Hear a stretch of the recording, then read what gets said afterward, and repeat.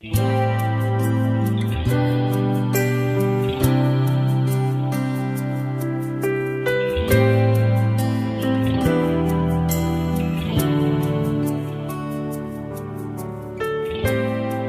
saudaraku yang dikasihi oleh Tuhan. Pada hari ini kita bersyukur kita boleh bersama-sama menikmati anugerah Tuhan yang Tuhan berikan kepada kita lewat persekutuan pada hari ini.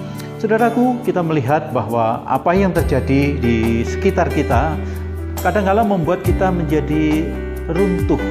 Kadang-kadang iman kita menjadi lemah, membuat iman kita menjadi tidak kuat lagi. Kenapa saudara? Karena kita melihat yang faktanya seperti ini. Di dalam kehidupan kita yang rasa takut, khawatir, terbebani, dan lain sebagainya, itu ada di dalam hidup kita. Nah, oleh sebab itu, saudaraku, bagaimana kita menjadi orang yang kuat, menjadi orang yang memiliki pengharapan, menjadi orang yang hidup di dalam iman. Saudara, Rasul Paulus mengatakan di dalam kehidupannya, dia senantiasa mengalami persoalan demi persoalan, pergumulan demi pergumulan. Tapi apa yang terjadi? Rasul Paulus tidak pernah goyah. Rasul Paulus memiliki keyakinan yang kuat di dalam Tuhan. Karena Injil yang dia percayai, saudaraku, itu menguatkan hidupnya, menguatkan jiwanya, membangkitkan semangat rohnya. Nah, saudara yang dikasihi oleh Tuhan Yesus Kristus, di dalam Kolose pasal yang pertama ayat yang ke-23, Rasul Paulus meyakini akan janji-janji Tuhan. Dia memiliki pengharapan dan dia memiliki satu keyakinan sebagai seorang pelayan Tuhan. Dan dia menyatakan dirinya sebagai seorang pelayan Tuhan, dan itu dia yakini, dia imani. Karena apa? Yang dilayani adalah Allah yang berkuasa. Nah saudara, kalau kita melihat situasi ke belakang 2 bulan ini, bagaimana virus corona melanda seluruh dunia. Nah ini yang membuat hidup kita menjadi tidak tenang. Bahkan gereja-gereja menjadi sepi. Bahkan kehidupan perekonomian menjadi turun. Dan kehidupan daripada orang-orang yang pada saat ini sibuk menjadi semua menjadi lengang dan tidak berdaya lagi. Mereka berada di rumah. Ada maksud Tuhan ketika kita berada di rumah. Nah, Rasul Paulus menegaskan kepada kita supaya kita tetap teguh, supaya kita tetap beriman. Keyakinan iman kita jangan tergeser oleh keadaan. Keadaan ini boleh begitu porak-poranda, tetapi ketika kita meyakini di dalam Yesus Kristus, saudaraku, ya, saya katakan kepada saudara, bahwa ketika kita percaya kepada Yesus Kristus, tidak ada pengharapan yang tidak akan kita terima. Semuanya ketika kita percaya berpengharapan kepada Kristus, maka kita akan mendapatkan janji-janji Allah.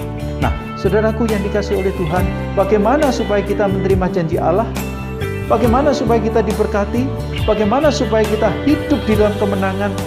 Yang pertama, mari kita tetap pegang teguh iman kita. Kita beriman dengan keyakinan daripada Tuhan Yesus Kristus. Kita berkeyakinan di dalam Dia. Yang kedua, setialah dalam keadaan kondisi apapun. Mari kita tetap setia. Setia di dalam mengiring Tuhan, setia di dalam beribadah. Walaupun kita tidak bisa bergereja saat ini, tetapi beribadah di rumah. Inilah maksud Tuhan untuk kita bersekutu di dalam keluarga. Kesetiaan kita diuji di sana. Nah, oleh karena itu, saudaraku, tetap setia dalam menjalani kehidupan ini. Apapun yang terjadi, jangan pernah mundur dari hadapan Tuhan. Yang ketiga, saudaraku, yang ketiga, kita harus memiliki pengharapan. Berpengharapan kepada janji-janji Allah. Berpengharapan kepada janji-janji Kristus yang sudah diberikan kepada kita. Oleh karena itu, saudaraku, pengharapan di dalam Kristus tidak pernah sia-sia. Karena janji-janji Allah itu ya dan amin. Oleh sebab itu, saudaraku yang dikasihi oleh Tuhan, jangan pernah berpengharapan kepada dunia. Karena ketika kita berpengharapan kepada dunia, maka itu kita tidak akan mendapatkan apa-apa. Kita tidak akan menerima apa-apa, kecuali kekecewaan, sakit hati, dan lain sebagainya. Tetapi ketika kita berpengharapan di dalam Kristus, maka kita akan memenuhi janjinya. Kita akan menerima janjinya. Dan pengharapan di dalam Kristus itu pengharapan yang memberikan damai sejahtera. Oleh karena itu, saudaraku yang dikasihi oleh Tuhan, pada hari ini kita bersama-sama mengingat akan janji Tuhan, pengharapan kita, keyakinan kita, ketekunan kita, kesetiaan kita, semuanya teruji dalam situasi dunia ini. Mari kita bersama-sama belajar untuk kita semakin hari semakin bertumbuh di dalam pengenalan akan Tuhan. Kiranya Tuhan Yesus memberkati kita semuanya. Haleluya. Amin.